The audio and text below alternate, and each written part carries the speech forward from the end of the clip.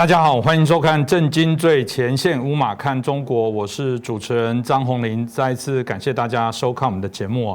最近美中之间这个角力不断的在延伸当我们看到过往已经从所谓的这个从经济上、从外交上甚至进一步到所谓的军事上的这些相关的对抗我们之前在节目也提到了有个AUKUS，包含美国跟英国、澳洲几个国家重新在做结盟，那这有别于过往是经济上的这些结盟，这事实上已经是所谓的军事上的一些结盟军事结盟的意义当然更非同小可。那这个部分从过往谈到了在南海在东海，在许多地方，在也印太的这个所谓的战略重新的部署这都产生许多的一些讨论。那最近他们又有新的这个所谓的瑞士会它到底对于中国的态度到底目前是如何？我想都值得我们好好的一一抽丝剥茧那好好来了解。那我们很开心邀请到透视中国的高级研究员，也是台大政治系的荣誉教授闵居正老师继续来我们现场帮我们来做解析。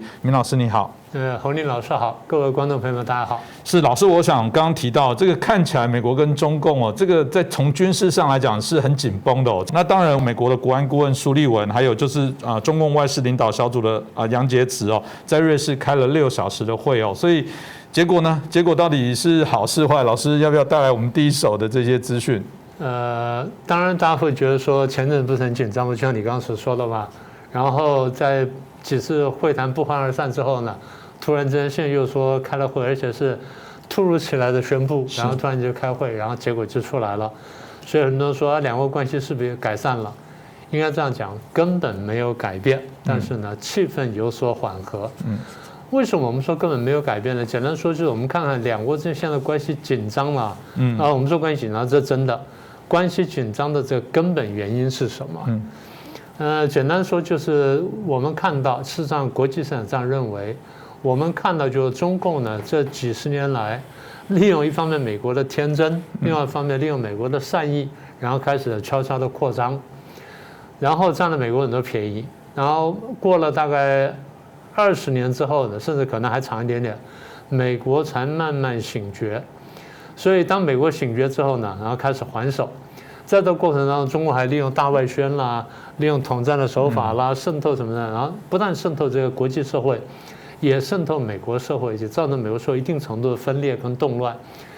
美国我刚刚讲说，在川普总统的这个任内呢，发现这件事情，开始还手。一还手的时候，中共生气说：“哎，你怎么还手了？”那对美国来说，就是其实呢，因为你破坏了国际上以规则为基础的国际秩序，你破坏了我们大家认可的这个游戏规则，而且你原来也认可的，所以现在我们要逼你退回去。然后逼你是遵守原来游戏规则，所以当美国还手逼中共要去这个修改行为模式，符合大家原来对他期望跟符合行为规则的时候呢，中共又生气了。中国说你改变了游戏规则，美国说不，你改变在先，我们是要提醒你不可以改变游戏规则，所以呢，我们做了这些动作。好，那现在双方好像都看见问题了。所以中国方面的一些学者呢，一些智库就讲说，中美关系的结构改变。大家听了不太懂结构，对不对？台湾是讲中美关系的本质改变了，这样讲就比较听得懂了。那么也就是说，美国的认知就是你中共先改变了大家相处的几十年来惯用的模式。然后你要改成一个大家不能接受的模式，而且你的价值观呢、你的世界观、历史观各方面，甚至你对于说将来怎么改变国际秩序，你的手法跟我们的认知都是不一样的，所以这是没办法接受的。当西方社会或者以西方为主的这些国家认识到这一层之后呢，那就要求中共改变。中共我们可以看到，我们过去节目上也讲嘛，我们说这么几年下来呢，它都没有改变，它不但没有改变，而且变本加厉。我想真正让他最后没办法接受的是，除了一方面行为之外呢，就是语言。也就是你用什么态度跟什么语言来表达你这种事情。如果中国很厉害，就是说我没有啊，我只是这样，然后很和气这样讲，大家还可能会觉得说，哎，他可能真的没这意思，可能是不是我们错怪他了？可是不是啊，中共两手叉腰，摆出一副战狼姿态，说你这样，然后我们要平视了，我们要平起平坐了，我们要改变游戏规则等等。大家觉得说，哎呦，你这是玩真的了，你这不是说很和气跟我们讨论问题，你是拿你的拳头跟你拿你的肌肉来逼我们这样干了，什么等等。好，那这样的话就是你也硬来，我也硬去，双方这么硬碰硬了。我那时候讲，我说这叫做本质的改变，那中共把它称为结构的改变。所以我的意思就是说，是他们经过了前面你说阿拉斯加会谈也好，天津会谈也好，都没有成功。那为什么这次又能谈呢？简单说就是我们过去说过吧，双方呢政治、经济、商业各方面啊，这交流已经很深。双方我当然不能完全说你中有我，我中有你，但是在有些领域的确是你中有我，我中有你。譬如说，医药吧，你说对，美国的医疗发达。可是美国有些药呢，它不在自己这边做，它在印度做，在中国大陆做。中印两国的这些中成的药，或者说那些学名药呢，大概这个是美国进口量的70%，也就是美国这个中阶药材呢，70%依赖这两个国家。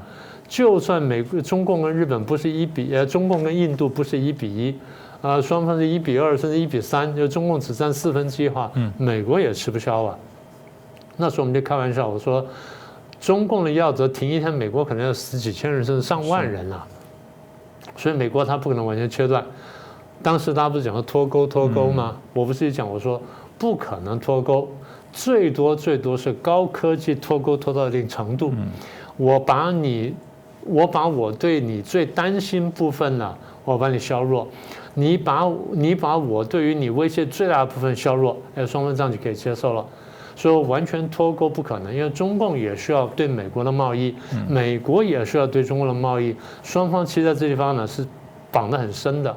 所以一旦到这种程度的时候，你要完全扯破脸不太可能。所以我讲了半天意思是什么呢？就是双方会闹、会吵、会干什么，但是不会真正撕破脸，总是要开始谈的。问题是怎么谈，什么时候谈，然后谈出什么结果来。现在就是记着阿拉斯加跟天津会谈的时候，我们再谈一次看看。不过这次可能谈出点什么东西来。这个部分我想也是我们大家好奇的部分了，因为就像老师说的，这个总是慢慢他们会想办法做解决了。不管是有些人说这会不会有两边这个暗通什么样的一些互通一些私下的不知道的一些秘密哦，或者交换某些利益，所以我们比较好奇，他必然要谈。那他谈了这次。跟前2次老师自己在观察有什么新的进展，有什么样的一些内容呢？对，我们刚刚讲的总是要谈嘛，对不对？所以第一次阿拉斯加会谈，我说那个看来不太容易谈成。人家说为什么呢？我说照中共的期望，中共很要面子嘛，然后又玻璃心嘛，所以他觉得说我现在是一个大国了，我现在要跟美国平起平坐了，所以你美国新总统上来呢，你第一个得先见我。就美国先见了谁？先见了欧洲这些国家，然后见了日本啊、南韩什么等等，然后迟迟没有轮到他。然后等到美国国务卿要来亚洲访问的时候，中国一再讲说：“那好吧，我在阿拉斯加见你。”中国觉得是很丢脸的事情，对不对？你第一，你不来北京看我，你不来北京看我就算了，要不然就你邀请我到华盛顿去，结果你再去人家那边路上找个地方，随便找个 7-Eleven 找，我们在那边谈一下，他当然很生气了。所以那次呢，中共是有备而来。那美国方面呢，有点就是被突袭了，没有想到说中共会这样做，因为这个杨洁篪在那噼里啪啦就骂了10几20分钟啊，所以当时布林肯愣了一下，他到底还是有经验的。所以记者本来到退场了，他看情况把记者叫回来的时候，我们再讲一次，我把我这边也骂一遍。所以当时我说这个气氛双方不会谈好，因为双方必须要发个脾气，要给对方下马威。你也要给我下马威，我也要给你下马威。然后双方呢，一方面给他下马威之外呢，二方面演戏，演给谁看呢？双方在内部都有政敌，都要演给政敌看一下。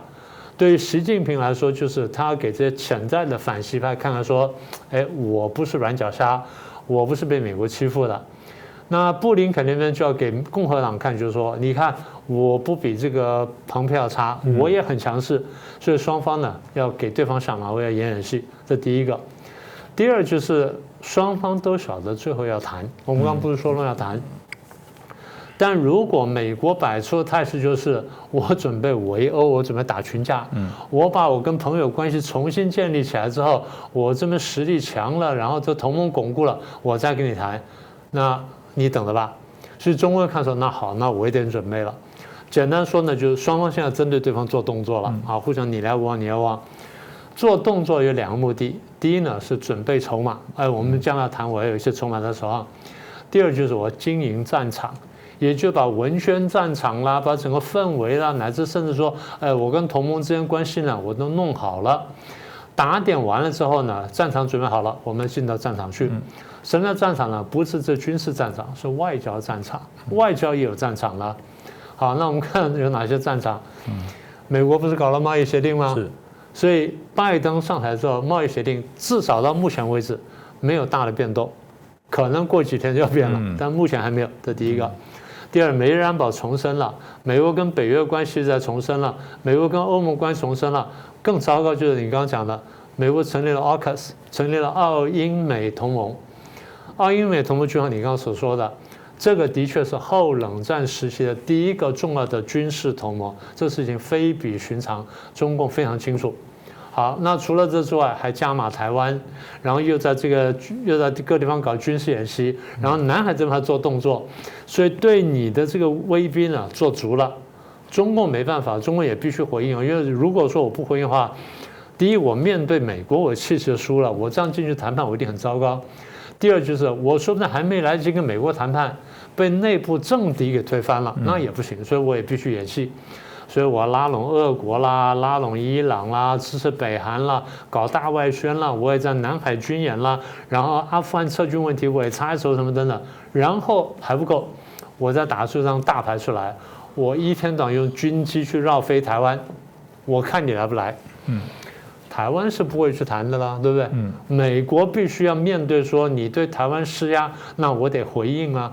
所以一方面就是在白宫讲话，一方面在这个国务院讲话，二方面就是我真的要跟你来谈。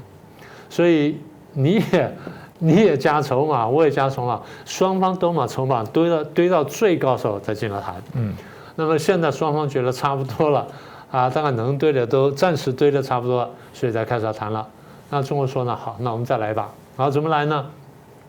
我开飞机，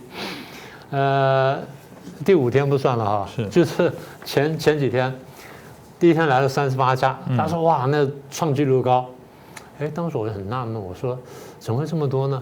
就第2天39架，更多了，更多，我说这是在玩什么东西呢？后来我慢慢有个感觉，但是不确定。第3天的16架，我说怎么减少呢？一个增加，啪，第4天56架，我说这样差不多对了。所以4天加起来149架，然后美国受不了，美国出来喊话，然后第5天呢飞1架，也就是我给你一个善意。那也就是说，中共呢，它当然飞机有很多考量，我们等会儿要说，但至少最直接上就是我逼美国表态，逼美国呢来跟我，不能说低头了，至少就来回应我。所以等于说逼台湾逼出成果来了。那么在这个过程当中，双方你说有没有释放善意？还是有释放善意的。美国不是释放孟晚舟了吗？不对不起啊，美国的司法部通知加拿大说那边没问题了 ，OK 了，所以我不再请求引渡了。然后加拿大那边呢，也都做足了这个司法的程序，然后都打点完之后呢，然后说好，我们现在释放他，所以这孟晚舟呢也没事了。然后孟晚舟也出来就读了声明，说我认错了什么等等。那至于是认罪还是认错呢？将来有机会我们再来谈。但简单说，美国司法部的说法是，孟晚舟承认在过程当中他有撒谎，是法律上是有责任的。我不管你叫认罪还是认错，但我们现在是协商过了，你的罪名还没有大到我直接能抓你，我只是引渡来审判你。那现在既然你已经认了，我拿了东西在手上，我有办法对付华为了，那这地方我就松手了。好，所以孟晚舟的事情呢算是过去了。再来就是大家可能没有注意到，美国后来开放了一部分晶片卖给华为，不管承接多高，它至少是卖了。所以美国的别的地方释放3亿，中共也释放3亿了，应该是在阿富汗事件上面。美国撤军撤得难看，大概最后呢，请中共说，你是不是帮我跟塔利班说一下啊，让我们这边有点面子撤出来，大概这边帮了忙。但现在就是外交传闻很多，但是没有最后的确定。简单说就是双方对对方应该都有帮到忙，都有释放善意，所以最后一步步呢又再走回来。老师这样讲，当然大家就会说哦，原来军机真的不是针对台湾。哎，老师你这说法正落入了我们最近台湾内部哦，也有很多这个国民党籍的这些大佬们哦，真认为说，哎，你台湾没那么了不起啦，就需要派这样子那么新型的军机过来吗？派个侦察机就好了，那个不是针对你，那人家那美国那个军演都在那边南海走啊，我难道不出来绕一绕，告诉别人说，哎，我还活着？对，当然这很有趣哦，就是大家就是说，难道讲了吗？所以台湾民众可以松一口气吗？老师怎么看呢？也不完全是哈，也不完全是，应该说这个多重目的的。其实我刚讲就是说，不管南海也好，不管台湾也好呢，双方都是又真又假。你不能说它完全真，但你更不能说它完全是假。我刚不是说了吗？一部分是演戏，演戏是要堆筹码的，因为我不演戏，我筹码就堆不起来嘛，我就没有这筹码，所以我为了这堆筹码，我也必须演戏。二方面就是我对你做事情心里还是真的不舒服的，那不舒服到就是，其实我想把它恢复原状，但是我暂时又没办法恢复，因为我不可能打你，你也不可能打我。所以怎么办呢？所以只好用演戏的方式来表达我的不满。所以你说演戏吗？亦真亦假啊，这第一个。第二点呢，美国为什么生气呢？光是南海问题，美国讲说你食言而肥，你这个习近平明明亲口答应我们奥巴马说，你南海呢这岛礁呢，第一不会化礁为岛，第二不会军事化。现在呢，你全都干了，你不但干了之后呢，我们船开过去，你还说，哎，侵犯领海，你简直把南海内海化了，这事情我没办法接受。所以美国对南海的生气在这里，我们过去也讲过。中共讲说，那我在崛起过程当中，你不但在打压我，难道我不可以崛起吗？你不当年也崛起吗？那我现在崛起了，我要南海，你又阻止我。南海本来就我的，美国说谁说南海是你的？所以生很多争执。我们上次讲了，我们说南海有些是岛，像太平岛真的是岛。什么叫岛呢？潮水退下去就露出来的那个不一定是岛，潮水升上来之后，它还在水面上的，而且可以住人的，可以正常生活的，哎，那个才叫做这个岛，而不是礁。所以如果说退潮之后那才浮出来，那叫做退潮低地或者低潮高地。好，那大概前几年了，南海不是仲裁案嘛？中共所占据的很多岛礁呢，最后都判为是低潮高地。所以从国际法角度来看，低潮高地不具备领海权。好，那是很重要的一个判决。而这个事情不是这次针对南海判的，这是历史上这个几百年来已经成了一个惯例了。好，那现在中共说啊，我崛起了，我要这东西，那南海当然变成一个剧场，还不是战场，它就变成争夺的标的物。台湾也是，我们讲了很多次了嘛。中共呢对美国不高兴，还要拿台湾当棋子去逼美国；美国不高兴了，回应一下，拿台湾当棋子去逼中共。所以我说，台湾呢夹在当中。空前难受，但空前安全，谁都不舍得。那现在讲说，为什么149家军舰来骚扰台湾呢？你刚刚不是说了吗？6个国家开了17艘军舰，包括3艘航空母舰，还有2栖攻击舰在那地方。那你说中共不担心吗？当然担心。第二呢，中共前阵不是限电吗？出了问题了吗？所以他转移注意力。第三呢，刚刚讲到成立 AUKUS。你 AUKUS 虽然没有说，但你显然是针对我，所以我必须发个脾气。第四，我顺便对台湾施压。对台湾施压的第一呢，就是保持个压力，也不要你在台湾旁边在看戏的，然后你在旁边搭便车，没有这么好的事情。所以中共一定要这样搞一下。第二就是中共判断对台湾施加压力之后，你内部会争吵，我让你内部去乱，你不要太团结来对付我。所以中共对台湾现在这种高压的政策呢，简单说就是。一石多鸟的设计，所以这些情况呢，我们将来还会继续看到。这个当然我觉得这值得持续来做关注，因为过往我们都说美中台的关系，在节目当中大家不难听到这样的一个说辞，这个三角形这个哪边近一点，哪边可能就远一点，那个过程当中，我觉得对台湾来讲都无法置身在事外，所以有人说像两只大象在跳舞，小心我们这只小老鼠不要被踩死了。那怎么样利用这些角力过程当中得到台湾最大的一个空间跟利益，这个也是我们不断在节目当中很多专家学者在做一些思考。当然回到这个美中的瑞士会，可能大家还是想知道，那所以呢，到底如果老师就您所知道有什么具体的一些决议结论的内容吗？当然这是比较快了哈，6个小时开完之后，双方很快就发了声明。那声明我们先看了一下，大概几个特点哈。第一呢，基本上当然各说各话。美国方面呢，必须谈人权问题啦、新疆问题啦、香港问题啊、南海问题啊、台湾问题啊，然后还有结盟，他跟盟友的关系。但美国也强调说，我无意跟你冷战，然后呢，我们是合作对抗跟竞争什么的。中共说呢，我不喜欢你用竞争来描述我们的关系，我们还是回去合作。所以中共的嘴巴还是比较甜，因为我也讲过说，其实中共有求于美国，远远多于美国有求于中共，而且美国是什么筹码多，中共筹码少，这是第一个。中共讲了，中共第二点还是搬出一个还是强而有力武器，就是你不能干涉我的内政，就像我不干涉你内政一样，你也不干涉我内政。中共至少没有在口头上，他手底下在那干涉，但嘴巴上不讲。好，你刚刚讲的人权问题。新疆问题、西藏问题、台湾问题、南海问题，这都是我内政问题，所以你都不应该谈。那我们当然很高兴你说不冷战，这点我们非常欣赏。然后我也不希望你搞对抗，但是呢，你干涉内政，中共的谈判是先拿大帽子扣住对方，扣住之后你就没话讲了。所以先用内政的大帽子去扣住美国，好，这就是第二点。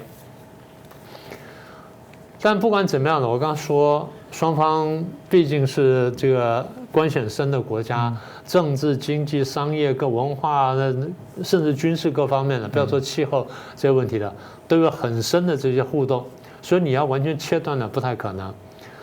而且就是关系越紧张，你如果真的不想打仗的话，你还得保持沟通。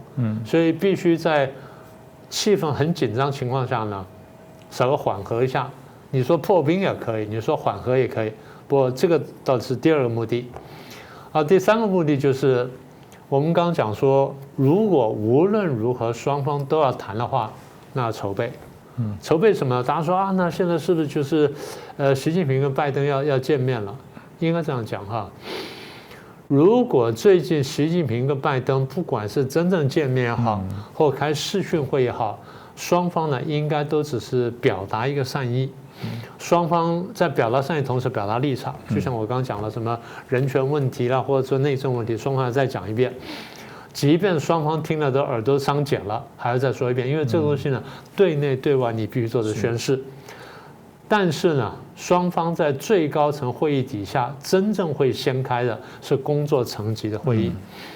工作层级会议，现在我们看到几个消息出来嘛，一个就是美方的贸易代表戴琪也出来讲了。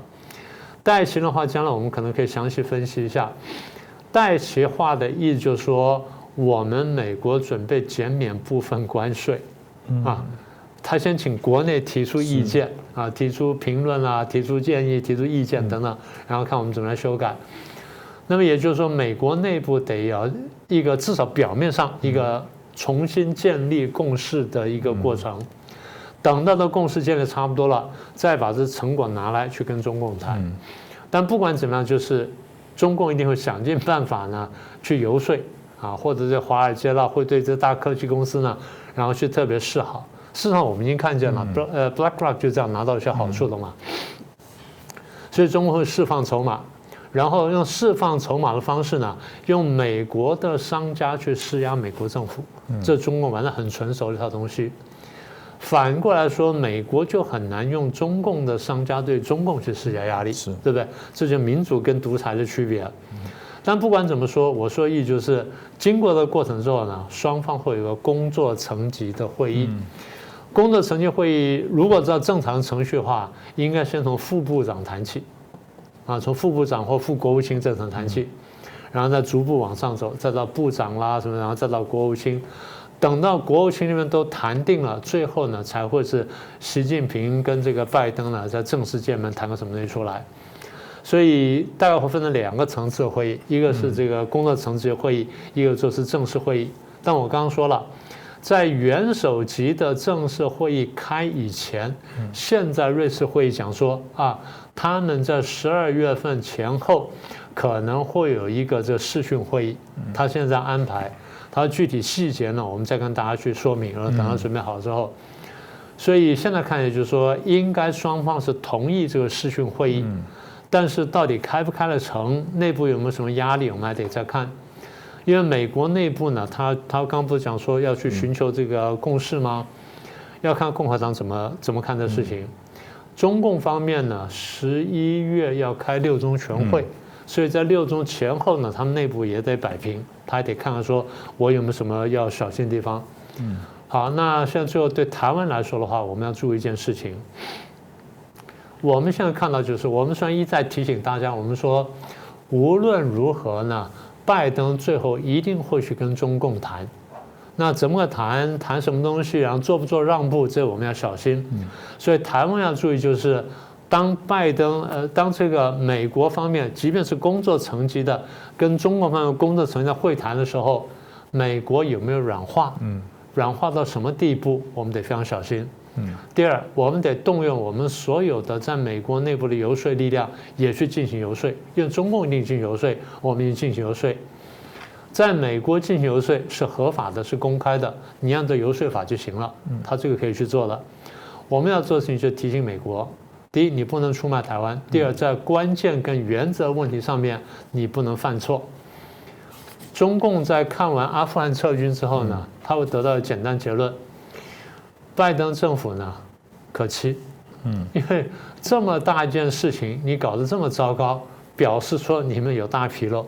所以我希望中共会说，我希望你们在台湾问题上也再出一个纰漏，让我来占点便宜。他一定这样想，所以这个部分呢，我们得特别小心。是必然啦，就是我们提到过往的确，台湾从整个外交处境的确常常会受别人所控制。我们知道人最悲哀的部分就是命运都由别人来做决定哦。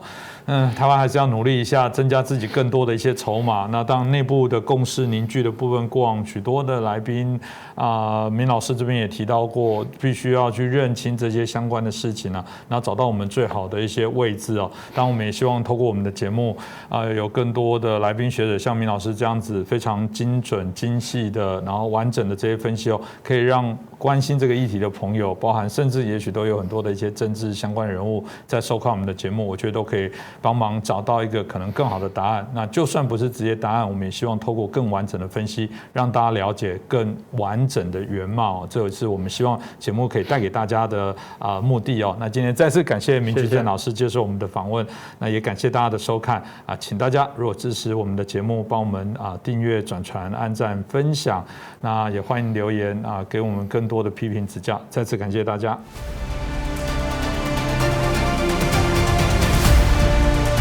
各位震惊最前线的好朋友们，我是主持人张宏林，欢迎订阅我们的频道，也记得打开小铃铛，掌握最新节目通知，让精彩评论不错过。更欢迎留言、转传影片。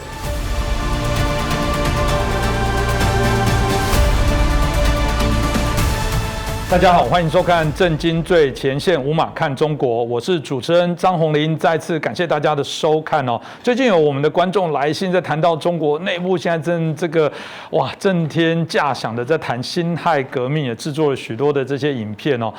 这让我想起在之前也包含这个对日抗战相关的一些议题来讲也是哦。但从在我们台湾内部，我们这个中华民国在谈到这一段的历史里面哦，大家就会好奇说，那到底跟中国共产党所宣扬的这些辛亥革命的历史到底有没有什么样的不一样？他们不想只听到中共官方在那个刻板样板所制作的这些节目的内容，当然他们也希望从台湾所得到的这些知识跟资讯我想我们持平来说至少给大家做一个平衡的一些参考让大家了解一下辛亥革命从台湾的角度来说，到底当时发生了哪些事情，到底中共在其中扮演什么样的一些角色接着我们介绍我们今天的2位来宾首先是介绍日本产经新闻台北支局长我们矢板明夫先生，大家好。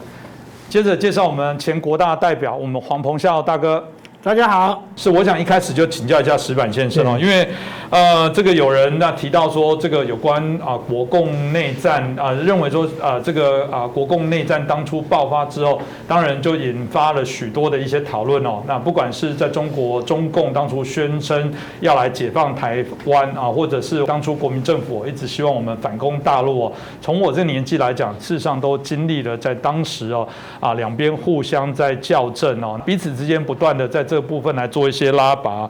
好，我想我们接下来就请教一下矢板先生有人在当然谈到辛亥革命的部分大家就会谈到说这到底应该要怎么样角度来看待它。我刚刚提到的，显然从台湾的或者从这个中共的角度来看，会有些不同。这问矢板先生怎么看呢？我觉得最近好像蛮讽刺的，就是说现在在这个辛亥革命，而且所谓的辛亥元勋们成立的中国国民党，现在呢好像根本不提辛亥革命这个事，天天在忙着围剿张亚中，而呢跟辛亥革命一点关系也没有的中国共产党，现在中国国内这个惊天动地的在那里纪念辛亥革命，这是一个蛮有意思的一个事情那么中国呢，现在就把辛亥革命评价的非常高认为什么结束中国封建什么推动了历史进步讲了很多的词。但是我觉得真正的历史事件其实你退一步想的话，就我觉得对他评价，它就是一个历史事件。比如说日本历史上有很多什么官之原之战很多人，你到底哪个是正义，哪个是不正义，并不重要嘛。你知道发生的事情。那么辛亥革命其实呢，我觉得也没有什么中国给予的很高的评价。但是到底辛亥革命给我们今天留下了什么呢？他讲的几大功劳，一个叫推翻帝制嘛，接着另外一个是走向共和。那仔细一看呢，推翻帝制。现在全世界上有帝制的国家很多比如日本英国、丹麦泰国、荷兰、西班牙、挪威，一大堆人都挺好人也都变成民主国家了，对不对？而且就是说，社会大家把这个自己的皇室、王室当做一个文化的象征，我觉得这些国家都挺好，你干嘛把它推翻它？那么制造一个血腥的革命，到底这个对中国的社会进步有没有加分？我觉得也没有加分。那另外一个走向共和，其实这个正因为我觉得辛亥革命是孙文这些人他们推动的时候根本没有想到什么民主共和，他们是鉴于一种煽动民族仇恨，他们的口号是驱除鞑虏，恢复中华嘛。在日本刚刚成立同盟会的时候，很多人打的口号是反清复明所以说呢，他们其实根本就是用这个大汉族主义的这种东西在推动一个革命。当然后来这个革命成功了以后呢，他们觉得不能把这些少数民族地区放跑，所以就突然间改革说法，然后就是为了稳住这个满族什么蒙古族这个藏族这些地方，所以后来变成一个不伦不类的革命但是说真的，我觉得到现在为止，他们呢也说是走向共和，这个正因为他们并没有真正的提出反封建的这些口号，而是用民族仇恨煽动起来的东西呢，结果呢，到现在为止，所以中国很多的封建的余孽、封建的想法留在这里。比如说，我们看今天的中国国民党。中国国民党到现在开会还拿一个总理遗嘱念来念去嘛？真正的民主政党是没有圣人的，就是大家都是政治人物嘛，政治人物都是一般的人嘛。但是在国民党现在至少2个圣人，一个是孙中山，一个是蒋经国，是完全国民党的是不能批评的嘛。这是什么？这就是辛亥革命那场不彻底的革命，把很多的封建的想法留下来了。那我们看真正的民主国家的政党，对他的这个历届党首啊、创党人啊，基本上都是作为一个一般人评价的嘛，不可能把一个都已经死去了快100年的人的当时他那些遗嘱，到现在开会还拿出来念一念，这是某种讲的个人崇拜一个东西嘛。那么另外一个，我觉得就是封建这个辛亥革命呢，因为它是一个非常不成熟，就是我觉得它是一个早产儿了，就是说，是各种机缘巧合凑在一起，这革命成功了。因为我们看到辛亥革命的半年前，1911年4月，在这个黄花岗起义嘛。黄花岗起义，当然现在给他讲得很好，但是你仔细看呢，那完全是革命党以卵击石嘛。清朝政府的统治还是非常安定的，就是这些人就是炮灰，一下子就完全被镇压下去嘛。那半年以后，国内的形势不可能有很大的改变嘛。我觉得就是因为就是非常机缘巧合的他们的名单被清政府拿走了，然后呢又不抓人，致使很多的那些新军人以为自己在名单上，怕被报复，而且呢他们在武汉这个风起之后呢，正好呢。就武汉是他们的武器库，武昌是他们的武器库嘛，周围几个省都没有武器，所以说他们怕新军打他们，旁边几个省都跟着一起独立，就各种机缘巧合，突然间这革命成立了。到底怎么办都没想好。一开始先是这个革命果实被这个孙文给窃取了，然后又被那个袁世凯给窃取了，这各种工作都没有准备好的情况之下呢，这个革命就开始。所以说呢，他到底要把中国带向何处去，根本没有一套系统的想法。那个孙文虽然讲的什么这个三民主义啊，什么五权宪法，讲的也是一些把大杂烩一些西方的思想、中国传统的东西凑在一起弄出来一个东西，弄得现在台湾的这个五院这制也是不伦不类，让全世界看着有蛮闹笑话的感觉嘛。这些都是我觉得是这个辛亥革命给中国留下负面的一些东西了。所以说，我认为辛亥革命也没有必要给它各高的评价。就是现在看起来，如果说中国没有这么场激烈的革命，靠清政府的改革，慢慢实行这个君主立宪制的话，也许中国比现在发展的会更好。正因为辛亥革命它这个创造之后，把中国的还有个民族主义挑动起来了嘛。民族主义其实这个民族主义就像团怪兽嘛。一开始这个汉族至上主义，到今天习近平打的一连串的口号，其实也是这个汉族优于别的少数民族嘛。比如说，至今在中国对西藏、对新疆的这个维吾尔族，认为他们的文化是低于汉族的，所以说这种汉朝思想的萌芽，其实也是辛亥革命造成的。所以我认为辛亥革命呢，没有必要给它过高的评价，而是需要客观的看到它到底为中国带来了什么，有哪些正面的，哪些负面的，应该是做一个学术上的考量，而不应该被它政治利用。的确有这个历史，当然先还原一个事件的本身的每一个端点哦，每个一个事件哦，最终的部分的评价，这个就由于个人价值主观的部分了。目前所看到的，到底是谁没有遵循当时在做起义过程当中的一些精神价值跟方向？这部我们就请教一下彭教大哥，怎么看呢？刚才主持人提到袁世凯，坦白讲，辛亥革命到底有没有什么辛亥革命？这是非常值得这个争议的事情。为什么呢？所谓的辛亥革命成功，主要是什么？袁世凯他利用这样的一个情势，在革命党跟这个满清的皇室之间，在那边在那边翻云覆雨，对不对？然后那个隆裕太后一个欧巴桑这个无知无识的，他吓得要死，最后被逼交出政权来保命。所以关键在袁世凯，所以说不是革命成功是袁世凯成功袁世凯篡夺了清朝的这个政权。所以说后来孙文也只能够一时的这个当个大总统，然后马上就让位袁世凯，这是什么？现实就是这样子嘛，主要就是袁世凯。那么第二个，明初的这些的有一些的新的气象，那是跟清朝的庚子新政有关。因为从1900年以后，就是八国联军以后慈禧太后觉得这样子搞不行，所以慈禧太后也支持改革。所以那个时候各省成立咨议会，这个咨议会在民国建立以后都发生了影响那么各省的督府都上书说要改所以基本上的这样的一个大家都觉得说有变革的需要，但是往哪里变，这问题就在这里。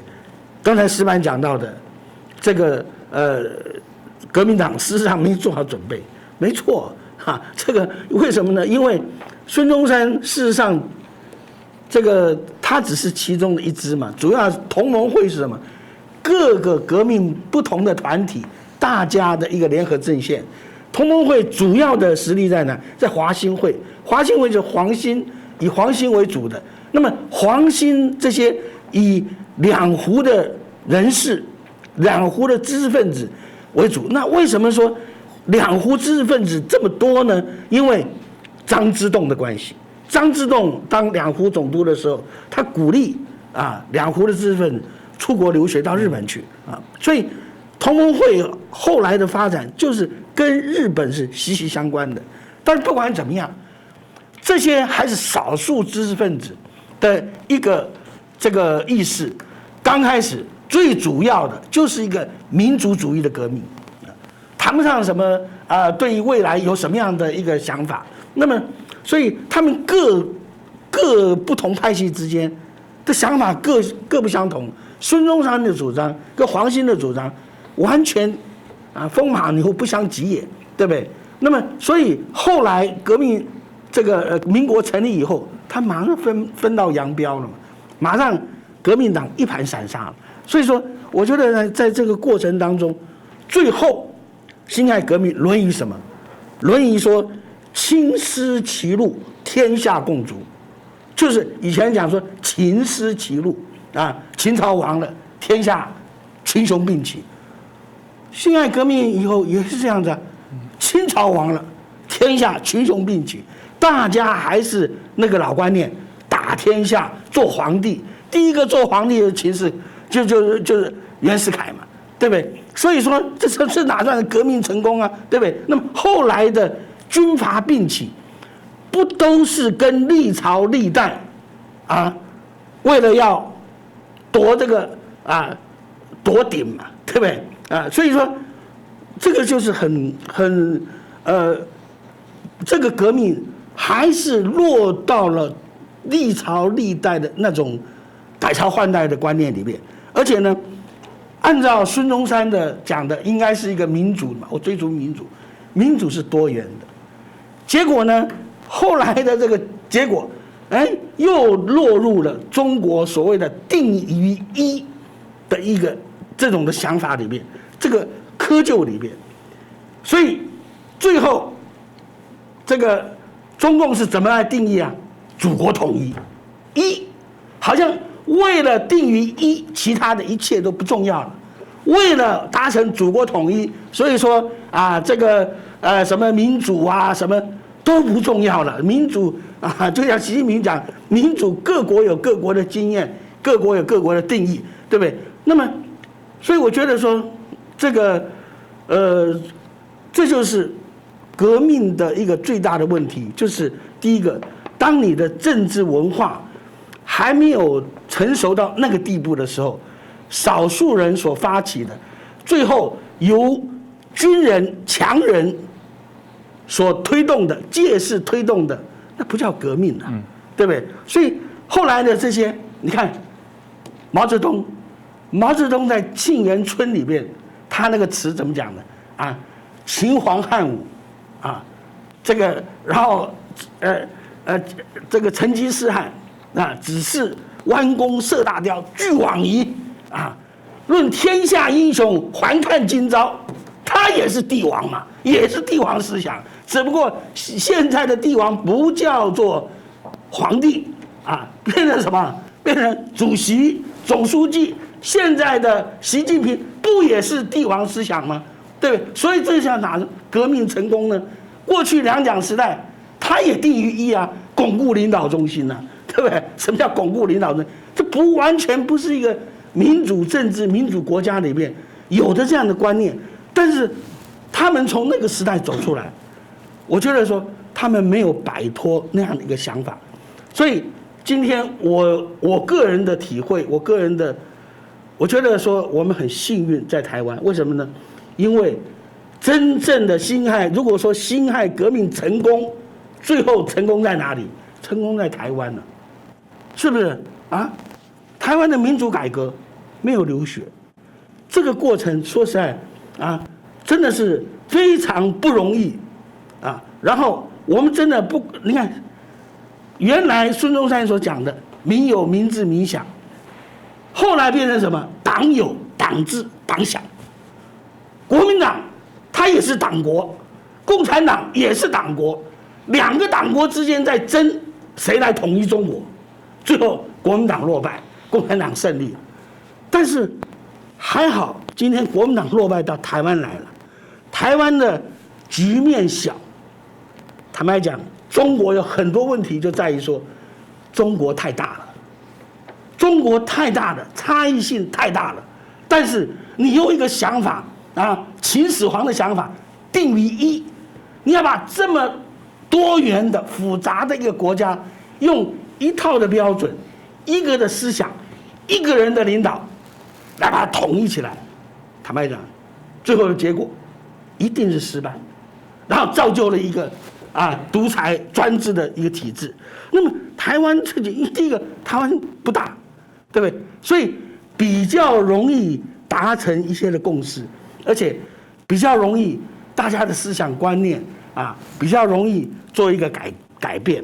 所以我们现在看到真正的实现了孙中山的理想的，或者说孙中山所宣称的理想的，因为我个人也认为说，孙中山到后来他也是掉入历史的那种潮旧里面他那也要北伐所以北伐就是什么？就是军事统一嘛。他也最后他对民主政治也没有信心，他最后也是认为说还是要枪杆出政权。就是真正的说达到了民有民治民享，是现在的台湾了我们现在在不管说在民族主义上你看我们现在台湾没有像过去中国从来没有像台湾这样子，对于不同的这个来源的人不同省份的人、不同民族的人，真正的有相当的包容性。第二个民权主义，那我们真的没有任何人可以质疑说我们是不是一个民主政体。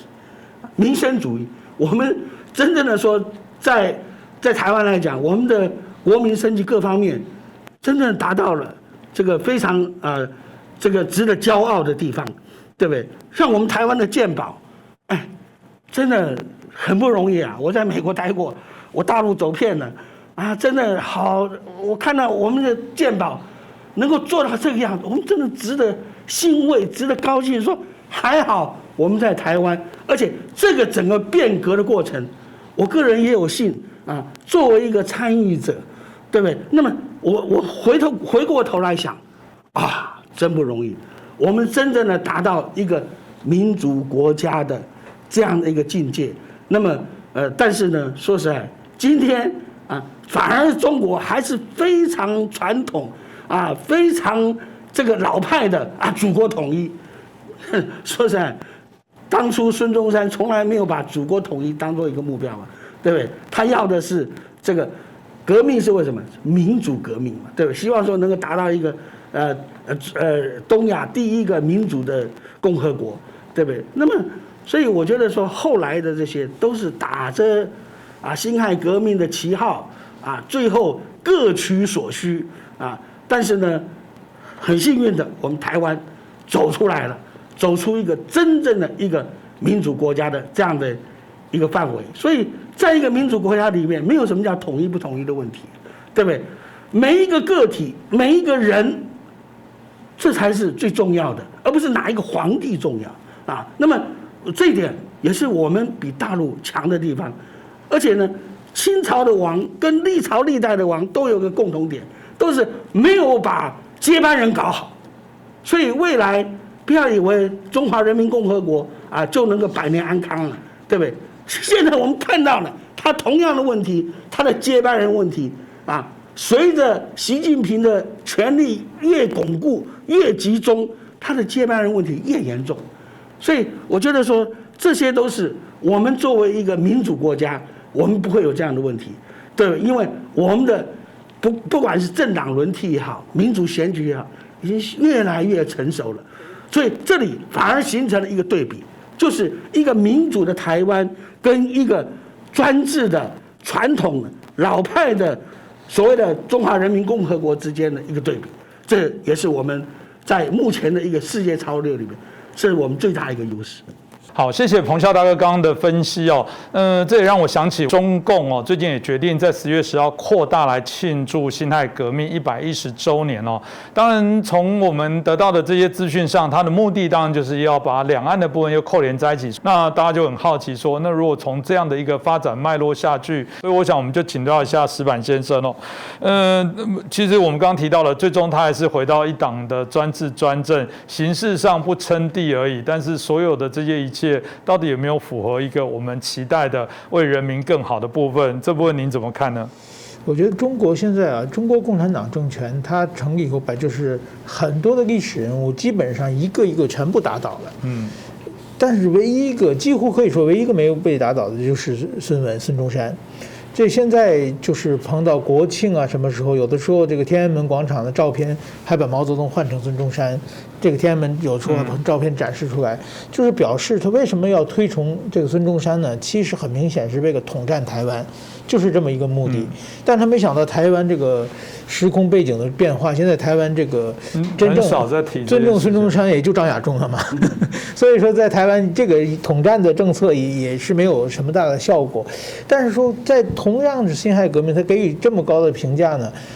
比如别的历史人物，10年前我那时候在北京做记者，辛亥革命100周年的时候，我们产经新闻我写一个大型的连载，我去了这个黎元洪，另外一个风云人物黎元洪的家乡。当然，现在黎元洪的家乡有好几个地方在争啊，现在属于观光的。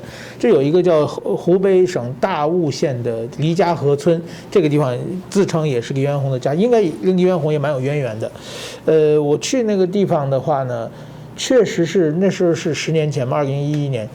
很穷，确实是离这个武汉并不太远，开车2个小时还3个小时到，然后非常穷到那个什么呢？就黎元洪当年辛亥革命之后呢，他的家乡就捐了一个小学，叫什么孝义小学堂，那个学校现在改成小学了，也是破旧不堪的。然后我去以后呢，当地的那个村的领导是很配合我采访，然后就是最后晚上一起吃饭的时候，就是说问我能不能让日本政府给这个小学捐一些这个运动的器材。就是说有比如说什么足球啊、篮球啊，或者是做体操那个垫子，他们都没有。说我们的孩子将来这个没有上过体育课，将来到大城市上中学、高中的时候，因为没有经过这些碰到这些体育训练的话很吃亏，能不能捐一些？后来我回到北京以后，后来和这个驻北京的日本大使丹羽一郎，我还把这个事情反映过去，好像后来捐了一批体育器材，日本政府。就是说我觉得像这种地方就完全中国政府根本不管嘛。就是说他宣传辛亥革命，怎么样？只把孙中山一个人捧上来。为什么呢？因为孙中山在台湾有很多信奉孙中山的徒子徒孙。我把孙中山立起来的话，这个两岸呢就有交涉的条件。另外一个呢，就是中国对台湾统战的，一个是孙中山是一个品牌，另外一个是黄埔军校。黄埔军校以后呢，现在北京有一个黄埔同学会。这黄埔同学会呢，是在中国是一个正部级的单位。那个其实呢，就是对台湾应用军方的。过去还有一些就是说怎么说呢？一些当年跟国民党的同窗学习的，但是现在已经凋零了，都变成第2代、第3代了。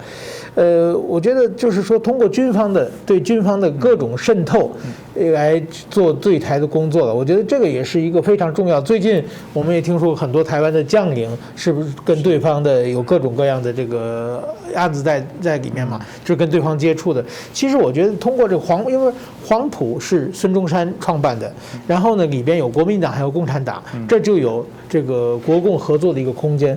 所以我觉得我建议台湾政府啊，把这个军方跟这个黄埔这个地方最好切断而已了。现在台湾的毕业的所有的军官，陆军的基本上都说自己是还说自己是黄埔毕业的嘛，那跟黄埔一点关系也没。那黄埔我去采访过，那就是一个破学校，一个速成班。说真的，作为教育机构的话，不管它教材、师资什么的，都没有什么值得可提的。但是说，就因为后边有出现一个大的时代嘛。这个黄埔毕业的人出现了一群风云人物了，所以说呢，大家觉得好像变成一个品牌一样了。其实呢，那个黄埔的，就是说到现在台湾的军校还是叫黄埔人。我觉得这一点如果不切断的话，还可以不停的用这种变成统战工作的对象啊。那我觉得中国在利用这个历史问题上，它就是说如果用的话，就把它拿起来讲，就好像当年对日本也是一样嘛。他需要日本的时候，天天提什么？提鉴真东渡，日本和中国一衣带水。但是他自己需要国家统治的时候呢，就马上是卢沟桥事变、南京大屠杀这些事情，就是他自己有很多历史的牌，你需要友好的时候拿一张，这个需要这样就是再拿出另外一张，他不停的用这方面利用历史事件把它反映到现实政治上，达到现实的目的，这是中共一贯的统战手法。那么我想孙中山在台湾，其实我觉得影响力越来越小了。那么这次张亚中出来，他是什么孙文学校总校长什么？但是如果说这个，我觉得可能是最后一个回光返照嘛。如果孙文彻底没有的话，当这个中共发现这个孙中山彻底没用了，辛亥革命彻底没用的话，我想中国马上的话，共产党就把它放到一边去，以后再也不会理他了。所以很明显的，这大家可以观察出一个手段，现在显然是想要找更多的跟两岸这个血浓于水，要去做这些证明的时候，去找一些有用的部分。因为毕竟我必须说，我这个年纪的人是经历过那个在学校空间里面，前面要放国父，就是孙中山的照片，后面要放蒋中正的照片，一边要放蒋经国的照片，另外一边放现任总统的照片。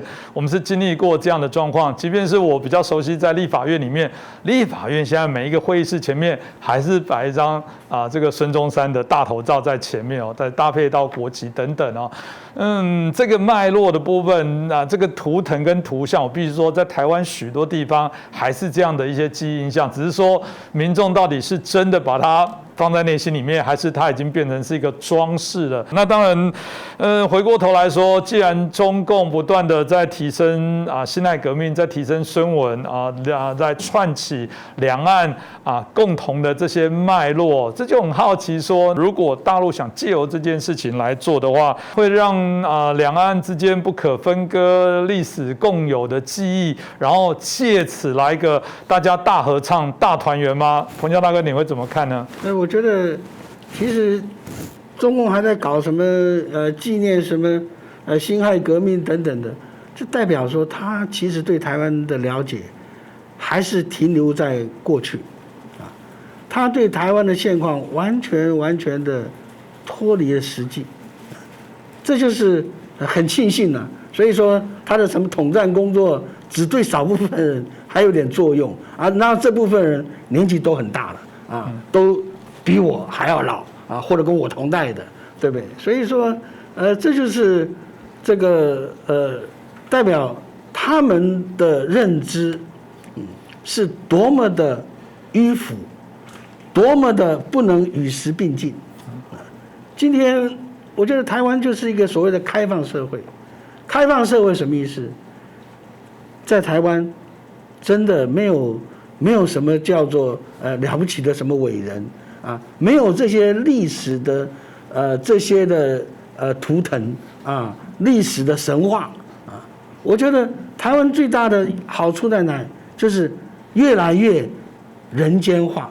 什么叫人间化我要特别强调一下，在20世纪大战结束以后日本天皇那个时候在麦克阿瑟的这个要求之下，在美国的要求之下，他发表了一个所谓的人间宣言。什么叫人间宣言呢？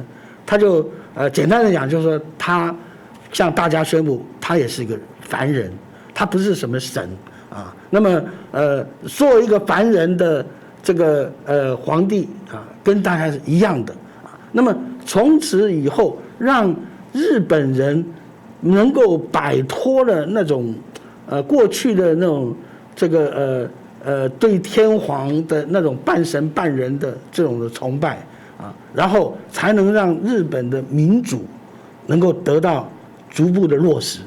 所以我觉得今天中国需要一个人间宣言，你不要老是在搞那些什么啊，搞了一堆的历史上的什么伟大人物啊什么祖国统一啊，对不对？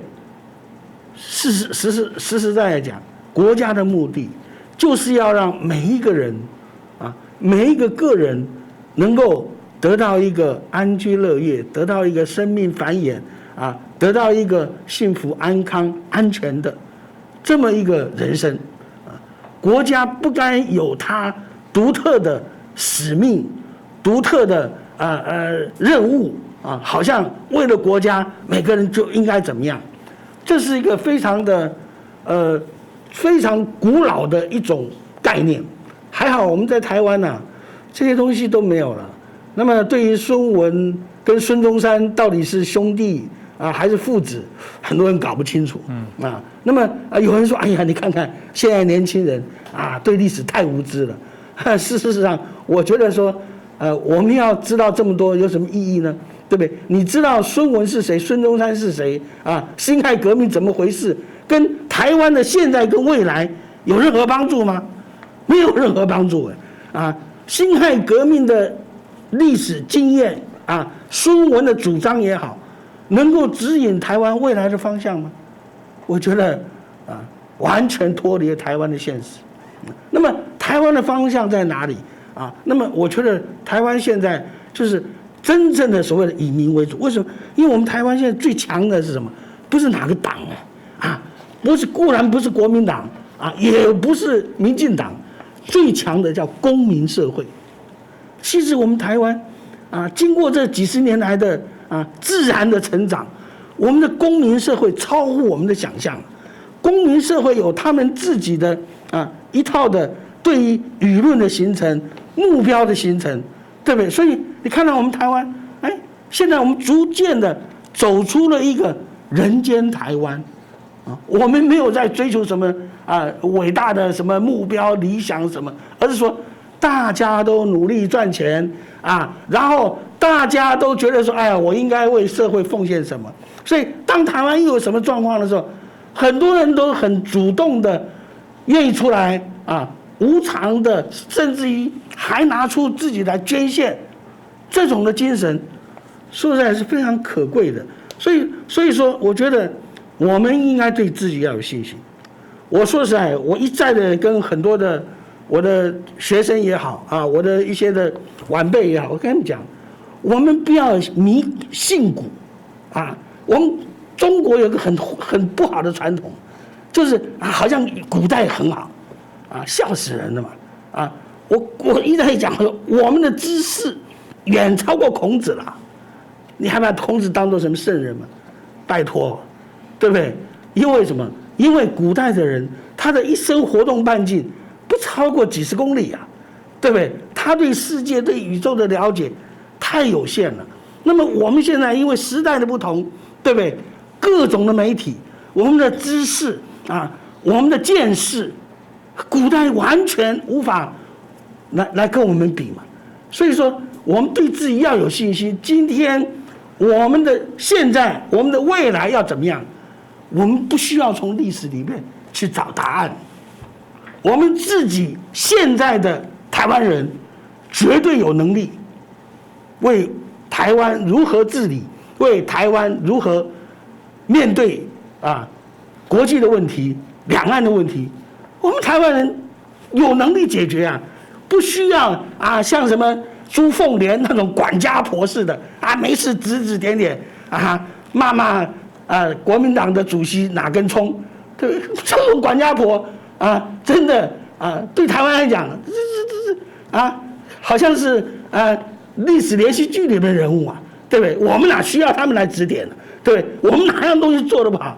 我们一样样都做得非常非常的这个在整个世界来讲列于前列，所以我们要对自己要有信心，对台湾要有信心，对我们的未来要有信心，因为我们不知不觉当中达到了孙中山先生100多年前他所想象的那样的一个民主共和国家。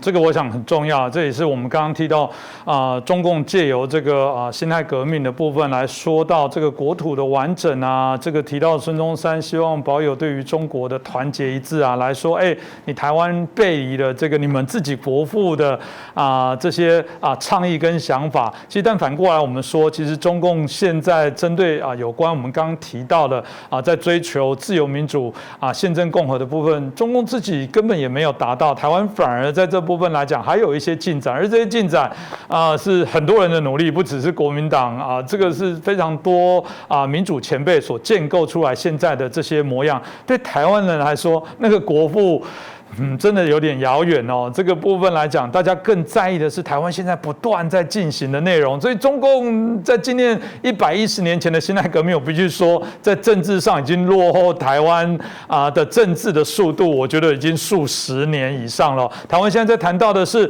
我们要总统制还是内阁制，还是要维持双首长制？我们在谈到监察院到底该不该废止来调整，在谈到立法院的听证跟调查权到底该怎么行使，在谈到的司法里面的人民参与审判，到底是陪审、是参审、是官审？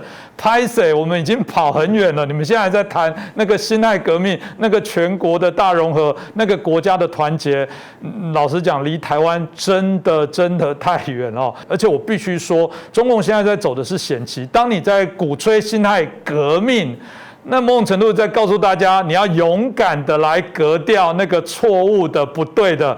你是在鼓动中国内部的革命的氛围跟情节呢？告诉大家，对，你要成为烈士，你要成为未来被歌颂的国父，你现在就应该站起来推翻中国共产党。当习近平在谈到你要勇于斗争，某种程度是不是鼓励更多人来斗争习近平？我觉得这种两面刃的部分，中共必须好好来思考一下。那今天再次感谢2位来宾谢谢石板先生跟我们彭孝大哥，也感谢大家的收看。如果你喜欢我们节目，拜托可以帮我们点赞，帮我们转传，那也可以帮我们分享给更多的朋友。当然，如果您有任何的一些建议、一些留言，或者想知道的这些题目内容，欢迎您也可以留言。那当然，我也看到很喜欢我们底下我们的这个观众之间相互的一些分享，互相的一些讨论我们不害怕大家相互激烈的辩证当然我们不希望这个所有的一些诋毁跟谩骂，但我还是觉得真理越辩越明，欢迎大家